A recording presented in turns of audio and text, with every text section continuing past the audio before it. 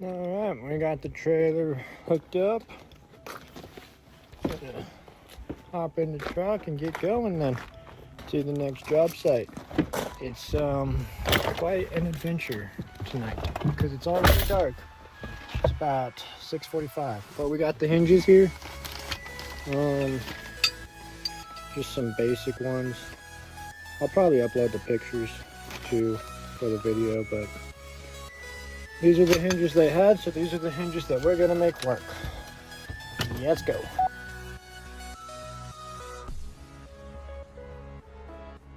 So, looks like we made it. Here's our truck. Here's our door. These two hinges here. Maybe it's the other side. I think it's the other side actually. But they just go here and there. They're sheared off right here. And if we come across here to the other side of the truck here, you can see our lovely guy here and down there. So probably just cut this guy off, cut that guy off all the way around, weld the new pieces on, and then cut those guys off with the other ones and weld them to the side of the truck. So I'm gonna get the welder started. Probably park right about there or something so we can get all set up. But yep, should be pretty good. We'll get started here.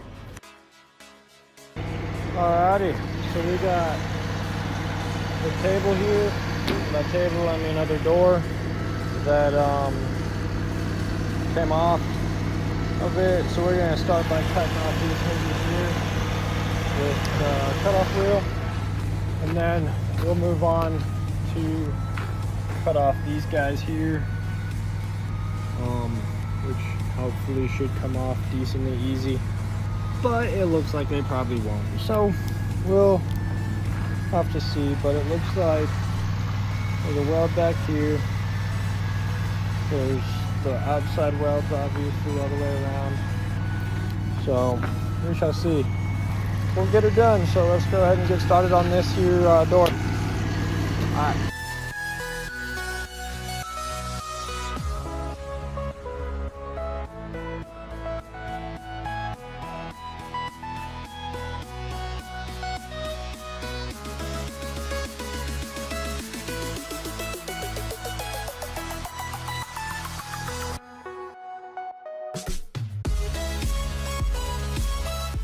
Okay guys, we got that all cleaned up. We just used a little flap wheel there, but yeah, I mean, we gouged a little bit deeper with the cutoff wheel than I would have liked normally, but it is what it is. It's a field weld.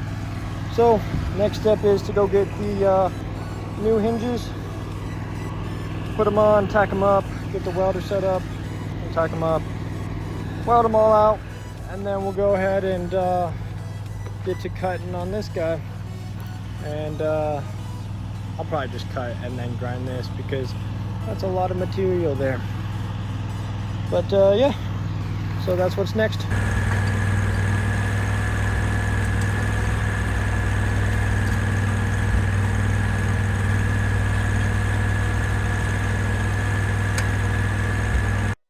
Little tip for you guys: if you have some bent clamps like this, see how this one, the bottom one's like whoop, it helps a lot for weird clamping scenarios like this, because I'm fully on there and I'm able to clamp all the way over here for this one. So just kind of keep your toolbox open, don't throw anything away. You never know when they're going to be useful.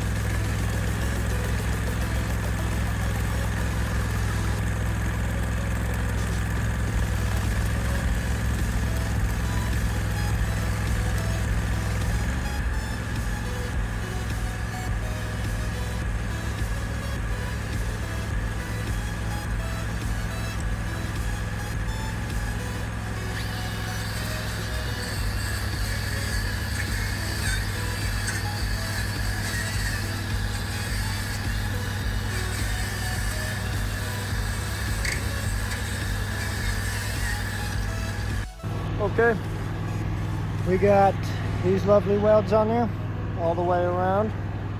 So the next part is to take this heavy boy and throw them up here. Just kidding. Next part is to cut these down real quick.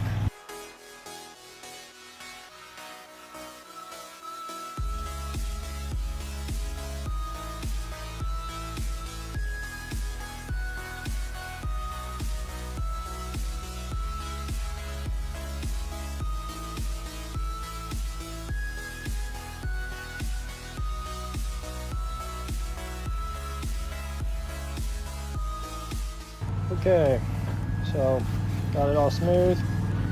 Nice little finish. Added a little bevel here. Worst case, we don't end up touching it, but at least then it's not a sharp corner for it. The same with over here. These welds here, couldn't knock down all the way, but at least it has a nice soft thing here, so that way it's not too sharp for the guys working around the truck.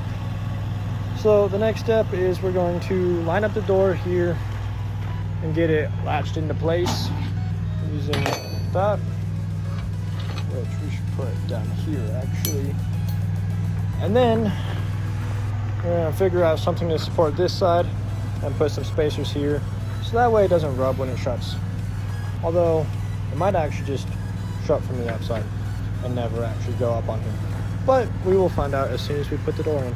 Okay, so we got her up. She's hanging on with some jack stands here. Down over here, pin still nice and loose, and it's resting right on this little lip here, which accommodates for sag, and it's got a little rub plate there that they can just replace whenever they need to. That's pretty neat, pretty smart. So the issue we're running into now is obviously this. I'm not gonna weld a gap like that, so we're just gonna make a nice little slit here. Nice little slit there, and bend this piece here back so that way it's flat on both of them, and then go ahead and just glue it together. And then we might honestly cut it about here as well and about there, just so it fits a little nicer on this plate. It looks a little cleaner, just overall a little bit better. So that's our next step. I might clean up this part here too, because this overhangs a little bit, is a little bit lower, and I will be putting a weld up in there, which will be a pain in the ass, but we can do it. So we're going to.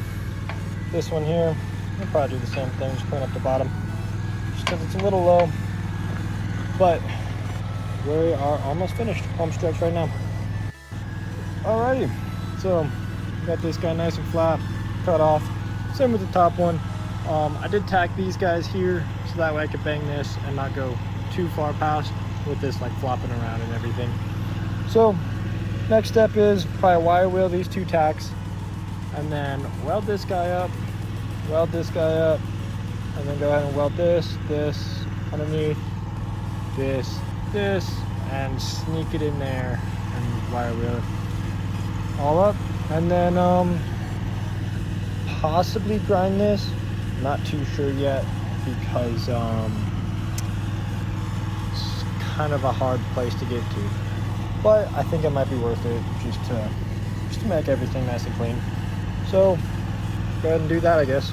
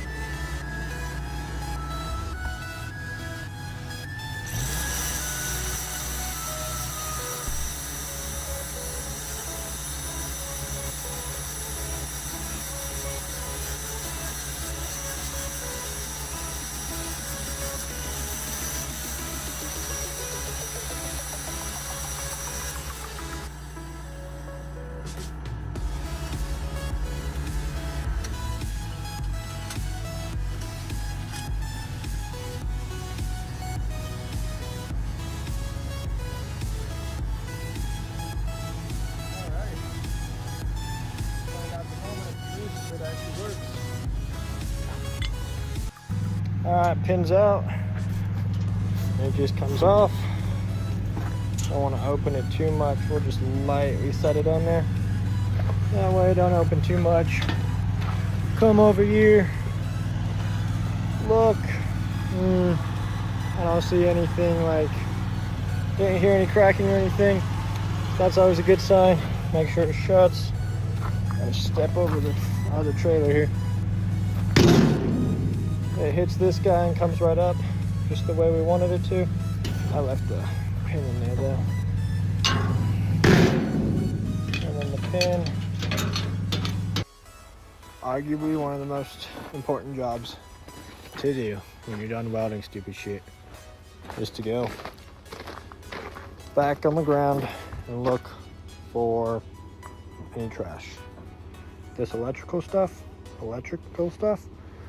that I made a mess with, that's fine. But if you get a welding rod in somebody's tire in a yard like this, then they're gonna be mad at you. So yeah,